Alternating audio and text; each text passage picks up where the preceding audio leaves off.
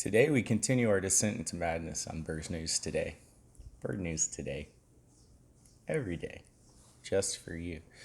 And today we're going to be doing a segment called News Anti-News. So if you go to like Google News or Yahoo News or any of the major news outlets, you'll find their news. There's their news. Full of very important things that you need to know to live your daily life. And then if you want to spend a few hours, you can actually find out what's going on around the world. That might actually affect your fake life. I don't know. What is it? Is it a fake or a real life at this point? So we'll start. New York restaurant accidentally serves $2,000 bottle of wine. Ugh, it's a crazy tale.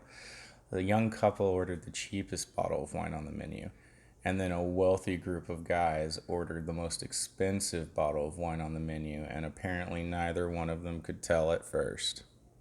But the restaurant manager felt the need to make sure both parties knew. And that's it. That's a front page Google News story. So anti-news.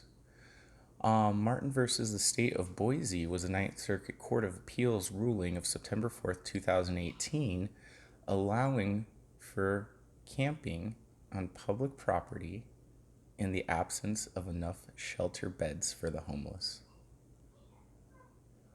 Where'd all these homeless people come from, LA? Boise? Boise? Maybe. Was it Boise? Did you do this, Boise? It wasn't Boise, because actually after this ruling, there was a shelter shut down. They lost 150 beds after pulling from Catholic Charities pulled out due to concerns of overcrowding and public health issue. The protest took place on government property. They put up a bunch of tents, and guess what? 150 bed facility was erected very quickly. So I guess the reason there's so many tents in Los Angeles and California, cropping up all around the nation really, is because we don't have enough shelter beds. So they can legally camp. But the bed's not really the issue, is it? Not completely. I mean, the bed puts them somewhere out of our purview. They're not annoying you on the side of the street with a cardboard sign anymore, right? But does it solve any issues of homelessness? Which is fun, because next up we have Hormel giving away bacon-scented masks. You can walk around all day wearing a bacon-scented mask. Smell that sweet, sweet crisp of pig just to the dome. That's like part of the carnivore diet, right? Is a bacon scented mask vegan friendly? When will we have cucumber and strawberry scented masks, or like a melon scented mask? When? And compare that to drug rehab centers having to decrease their patient capacity by almost 50% during the pandemic in many areas, and reduction of services as well. Maybe that ties into the homeless problem a little bit, just a little, right? Because it's not super easy to get a homeless person into rehab, or get them the resources in terms of state-funded insurances or federally funded insurances that would allow them even the opportunity to go to one. But don't forget your free bacon-flavored mask. A rogue minister goes off script singing in falsetto during a TikTok wedding. It was crazy. Everybody knew the bride was such a planner.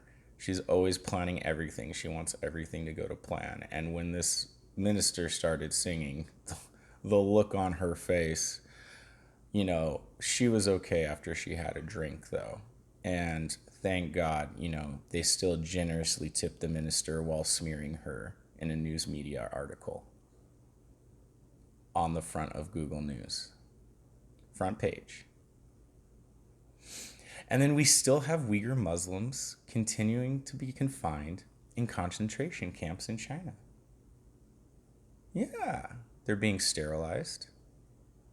They're being forced to have abortions. They're being raped, starved. A lot of them just disappear. A lot of them report having drugs injected into them or being forced to take medications that aren't described to them. And this has been going on for years. Years. We're just now getting a few refugees out that escaped. Just now. And the countries they escaped to try to export them back to China. Deport them, sorry. They try to deport them back to China. Yeah. So real news, anti-news. There's two forms out there. It's wonderful, isn't it? I like that every morning when I open my Google News feed, it appears to have been algorithmized,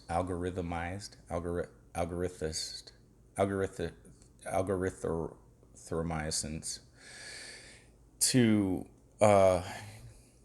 candor to maybe, like a 12-year-old girl. Because that's what we've become. We are all officially 12-year-old girls. Except for the pedophiles. And Epstein didn't kill himself.